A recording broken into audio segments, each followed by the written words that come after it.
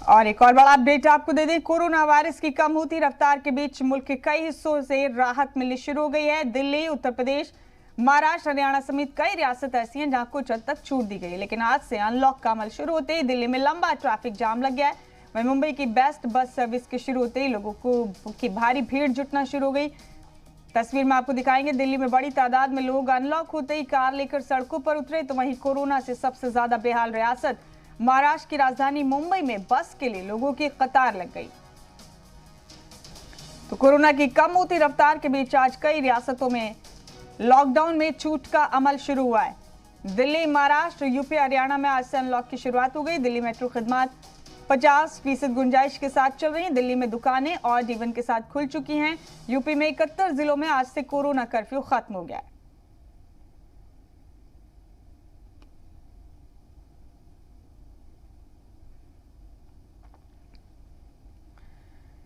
यानी दिल्ली मेट्रो शुरू हो गई है, मॉल और बाजार भी खुल गए हैं। यूपी के 71 जिले भी अनलॉक हो गए हैं, लेकिन लखनऊ में ढील नहीं दी गई। महाराष्ट्र में भी अनलॉक का अमल शुरू हो गया है।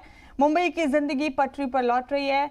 हरियाणा 14 जून तक पाबंद रहेगा, लेकिन मॉल शराइत के साथ खुलेंगे। कोरोना की दूसरी लहर की शिद्दत में कम होने का असर मुल्क की कई रियासतों में दिख रहा है। दिल्ली और मुंबई में न सिर्फ कोरोना इन्फेक्शन के मामले कम हो रहे हैं, बल्कि यहाँ के अस्पतालों में भीड़ भी कम हो रही है। मौतें भी तेजी से कम हुई। आज से मुल्क की 3 रियासतें अनलॉक हो रही। हम आपको बताएंगे कि किस रियासत में अनलॉक का प्लान क्या है, किस तरह से मरहलेवार तरीके से अनलॉक के अमल को नाफिज किया जा रहा है। सबसे पहले बात करते हैं मुल्क की राजधानी दिल्ली की। 1 करोड़ से ज्यादा आबादी वाली दिल्ली ने कोरोना के दौर में दिलेरी दिखाई, सब्र से काम लिया और अब दिल्ली अनलॉक की जानिब बढ़ रही है। आज से दिल्ली मेट्रो चल रही है, लेकिन 50% अहलियत के साथ ही 2 मेट्रोज के बीच 5 से 15 मिनट का वक्फा होगा। वहीं सुबह 10 बजे से रात 8 बजे तक ऑड इवन स्कीम के तहत बाजार, मॉल और शॉपिंग कॉम्प्लेक्स भी खुलेंगे। इसके अलावा सुबह 10 से रात 8 बजे तक रोजाना स्टैंड अलोन दुकानें और आस पड़ोस की दुकानें खुलेंगी। आज से दिल्ली में सुबह 9 से शाम 5 बजे तक प्राइवेट दफ्तर खुलेंगे। हालांकि 50% मुलाजमीन को दफ्तर में आने की इजाजत होगी। दिल्ली में अनलॉक के अमल में कोरोना फिर से रफ्तार न पकड़ ले, इसके लिए खास एहतियात बरती गई है।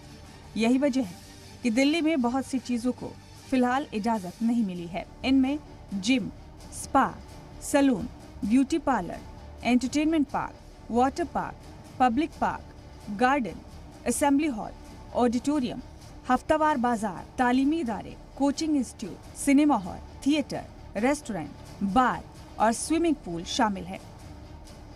दिल्ली के बाद हम बात करते हैं महाराष्ट्र की। कोरोना की पहली और दूसरी लहर के दौरान मुल्क में महाराष्ट्र सबसे ज्यादा मुतासिर हुआ है। अकेले महाराष्ट्र में लाखों लोग इन्फेक्टेड हुए, लेकिन अब यहाँ पर भी अनलॉक का अमल शुरू हो गया है। महाराष्ट्र के जिलों को अनलॉक के लिए 5 लेवल्स में बांटा गया है। लेवल 1 के जिलों में सबसे ज्यादा छूट दी गई है, जबकि लेवल 5 के अजला में लॉकडाउन की सभी पाबंदी बरकरार रखी गई। मुंबई में आम आवाम के लिए बस सर्विस आज से शुरू हो गई है। बेस्ट ने कहा कि बसों में मुसाफिरीन की तादाद सीटों से ज्यादा नहीं होगी। फेस मास्क पहनना लाजमी होगा। जिन इलाकों में इन्फेक्शन की शरह 5% या उससे कम और ऑक्सीजन बिस्तरों पर मरीजों की तादाद 25% से कम होगी, उन्हें पहली कैटेगरी में रखा जाएगा और वहां सब कुछ खोल दिया जाएगा। वहीं 20% से ज्यादा इन्फेक्शन की शरह वाले इलाकों को लेवल 5 में रखा गया है। लेवल 5 वाले इलाकों में सिर्फ जरूरी आलात की दुकानें खुलेंगी और दफ्तरों में 15% से ज्यादा मुलाजमीन के आने पर पाबंदी रहेगी। और अब बात उत्तर प्रदेश की। उत्तर प्रदेश में भी आज से अनलॉक का अमल शुरू हो गया है।